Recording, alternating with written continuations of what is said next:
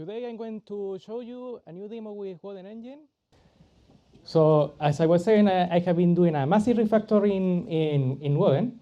In this last year, I have been a bit quiet because I have been also working on video game stuff. So there's a massive refactory with a focus on flexibility and being able to use it for scripting purposes. A complete rigid body physics engine. So it is slower, but it gives you a much more flexibility on what you can implement and modeling in Pharo. A small game framework that is inspired by the Unreal game framework, and that's what you want to use if you need complex interaction. If you only want to visualize stuff, you can use the core scene graph. I will show you the later. A levelator that is a current in progress. VR support. There are some challenges on that, and I'm going to show you a demo. I will normally leave the demo for the end, but my laptop is dying, so I'm going to try to do the demo right now with the VR. In the worst case, I will have to stop the laptop. So you can see it.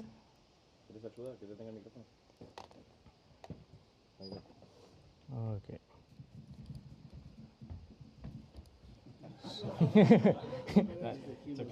Okay, so maybe you can talk to this now. All right. So this is the levelator, and I'm going to open the testing level. So it's loading. So now we have it open.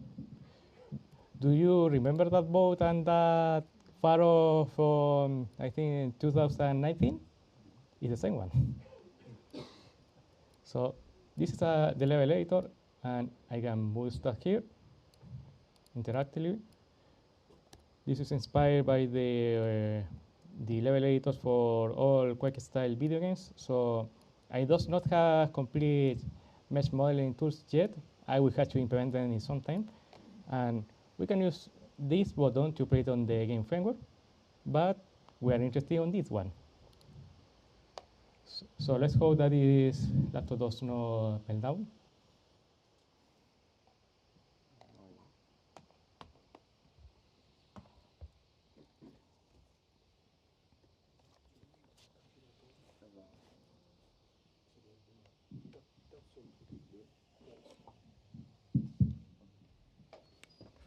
So, Ronnie, I'm in front of you.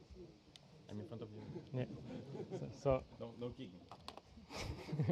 So I'm going to. Okay, so I'm back on the boundary, and I guess that you can see what I'm seeing on the screen. Yes. Wait. So.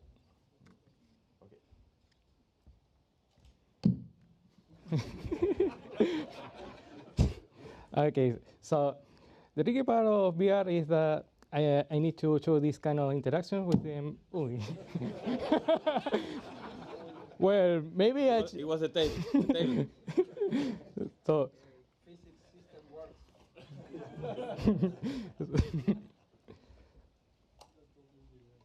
So I'm trying to move that. Here I have a saw, and I can take it with my hand. I can also drop it, as you see. And all of the physics simulation is implemented in Pharo.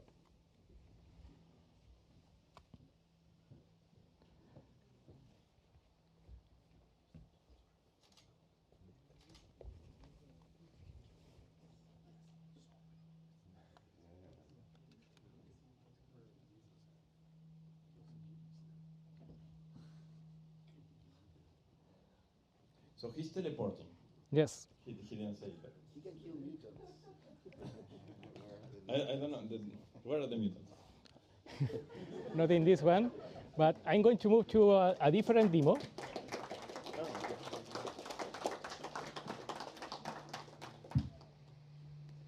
So.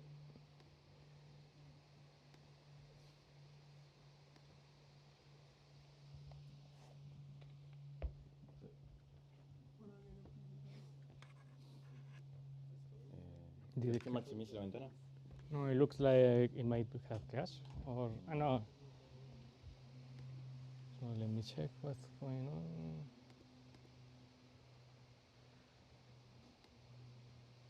So I forgot to put the play on VR.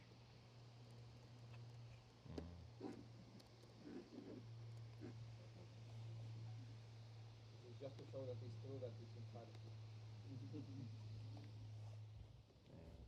I will maximize the window. Okay, so this is a Explain what you're showing. so this is a small room, and maybe you have already seen the video. And if this is still working, I should be able to draw here.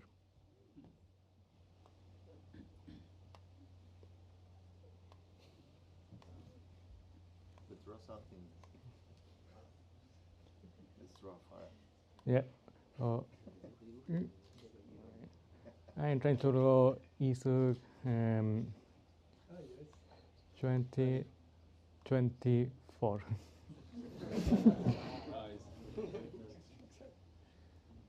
So, oi. Sorry.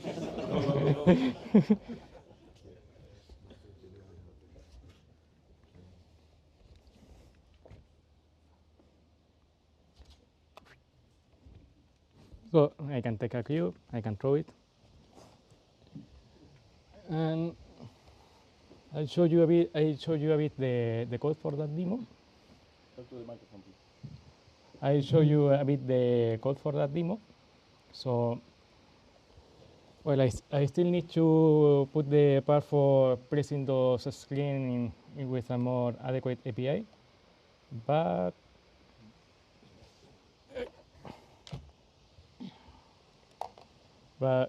the important part is that I'm receiving a mouse move event, and if the left button is clicked, I draw it in a form canvas. I have a similar demo, but this one is using block. So I'm not that good of constructing good-looking UIs. So it's really simplistic what I'm doing on this one.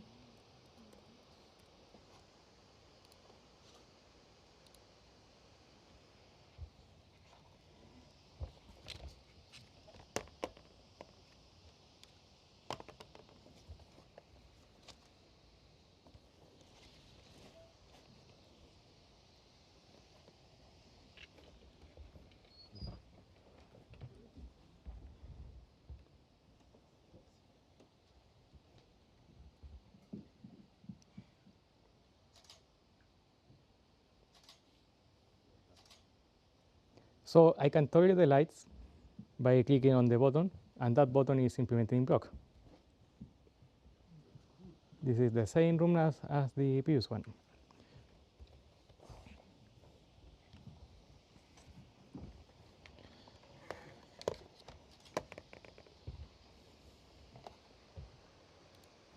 So now I'm going to continue with other talks, with the other part of the talk. And if we have more time, we could look on more demos. So as I said, I did a massive refactoring. And this time I was focusing on using Woden in Pharo for scientific, engineering, and prototyping support. By prototyping, I mean video game prototyping. Due to performance, Pharo might be not the most adequate platform for actually shipping a high-performance video game, but it can be used for prototyping and also for a small-scale video game. So in this complete refactor, I am trying to use as much Pharo code as standard as possible in order to favor flexibility instead of the raw speed performance. So in the previous versions, I was using some low-level tricks in order to improve performance, but that reduced the maintainability and made the code a lot harder to read and to keep. I also following a highly modular implementation. By modular, I mean that I have multiple repositories, and each one can be loaded independently. So if you only want to do 3D graphics and no gaming stuff, you can load the package. And also there's a stricter separation between what is the 3D model and the presentation model. And this means that I have data that is replicated in Pharo, and also I have to copy that back into the GPU, but this is needed in order to facilitate the session handling. Otherwise, it becomes quite difficult to save an image that contains more than 3D stuff and then open it back without it crashing. And another reason for doing the refactoring is so that you can reduce the loading time with a Metacello script if you don't need all of the examples, for example. So the first library that is included is the math library, and this is basic linear algebra stuff for video game development. So I implemented the collision detection algorithm.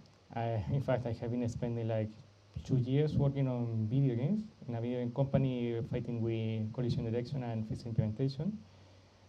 And when we needed to use a completely custom physics engine for a video game implemented on Unreal, we actually were doing the experimenting first in Pharo because it was easy to debug it and to test it, and then we were copying the algorithm to Unreal. So I have implementation from the GK distance function they use for intersection testing and the GK sweep test, which is Van Bergen algorithm. For that, I based on the implementation that comes from the bullet physics engine, and there's a lot of inspiration on that engine for that. So bounding volume, spatial subdivision data structures, and there's some utility function for procedural generation stuff. This math library you can read by completely standalone, and if you only want to use it for math and not for 3D graphics, you can just load it with a baseline in that repo. The scene graph is where we actually do the 3D rendering, and this has a dependency on the math library, and of course it has a dependency on Pharo itself. And the focus here is only on displaying the 3D scene and having a good integration with the inspector and the Pharo development environment tools. There's almost no interactions that they are implementing this at this level. There are some really basic integrations such as moving a camera in the scene to visualize it. But if you want more interaction, you need to implement them yourself because this is meant to be a base layer. So for the algorithm, the rendering algorithm, I choose the Dune 2016 algorithm, which is based on cluster forward rendering.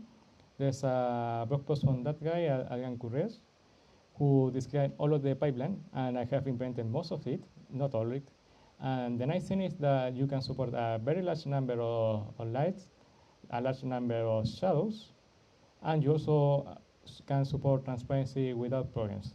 Because if you use a traditional deferred shading algorithm, it will be quite difficult to support transparency, and if we want to use it for scientific visualization, we need proper transparency support.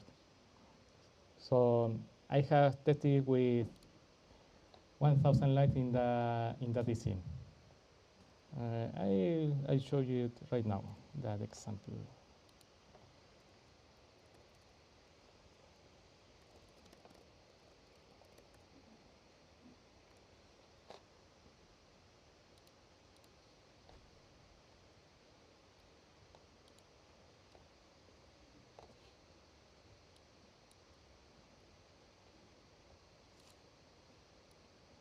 So this is an example with 1,000 lights, 1,000 dynamic lights.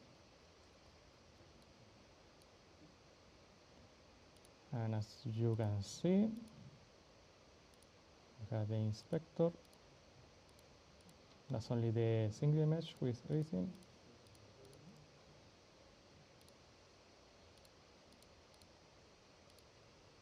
So even similar, but it's using one object per mesh, per cube.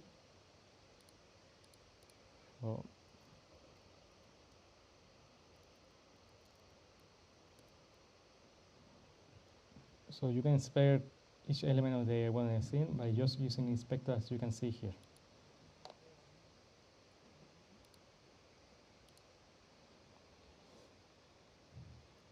You can also write a script for constructing a scene on the playground, you create, and you can see it with the inspector.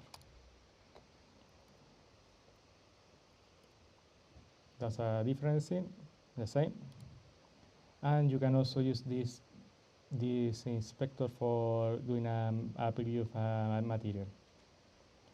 This is just using a spec with Woden and the new inspector in Pharo. So as I already mentioned, I implemented a complete rigid physics engine, and you have already seen the demo for that.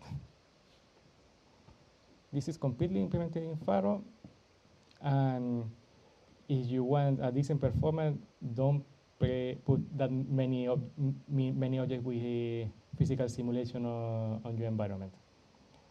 By many, I mean less than 10. It should not be a problem.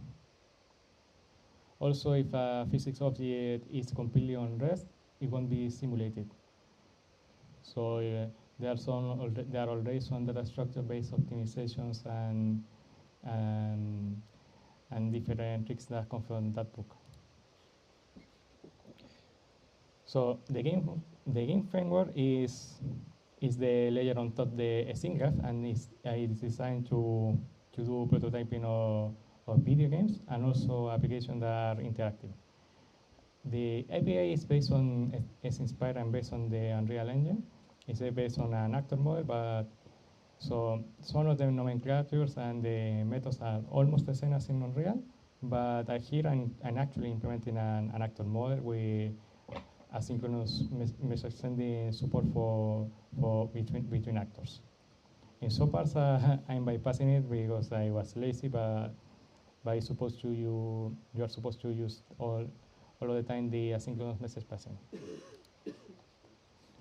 So that was the example that I showed you before with the broken tuple.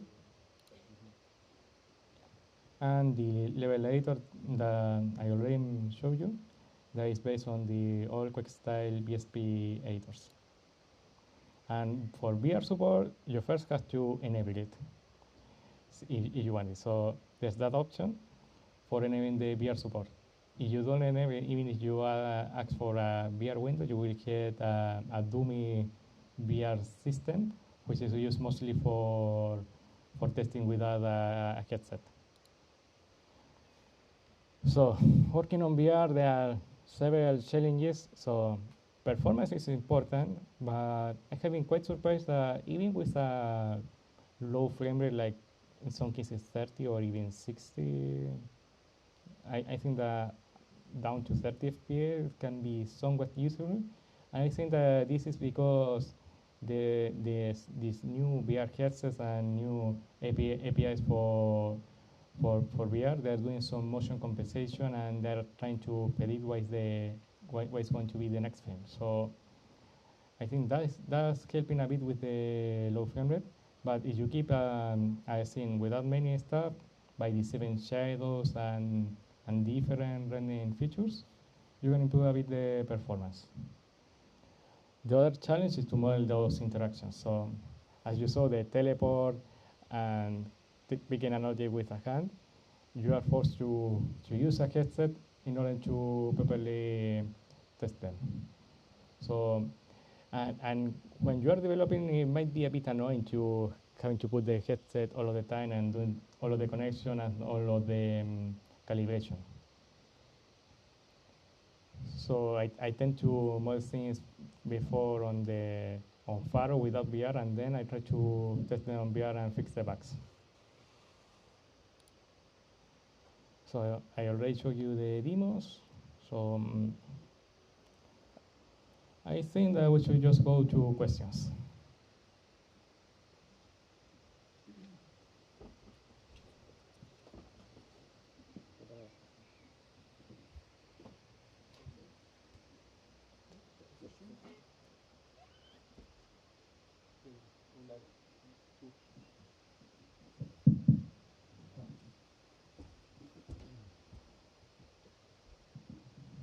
So you said that you made the main point on flexibility instead of performance, but then afterwards there was also copying data structures between the GPU and the CPU. So if everything has been tested, should be able to let you render everything through the GPU. Is there something you could about that? So there should be possible to generate the code that's executed by the GPU to have a very good performance, isn't it? Or is there some work on that?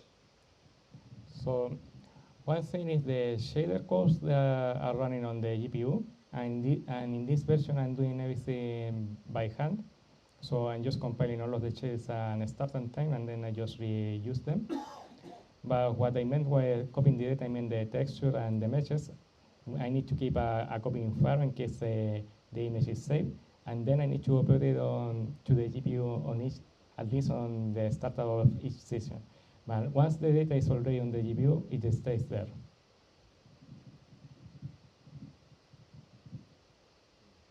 More questions?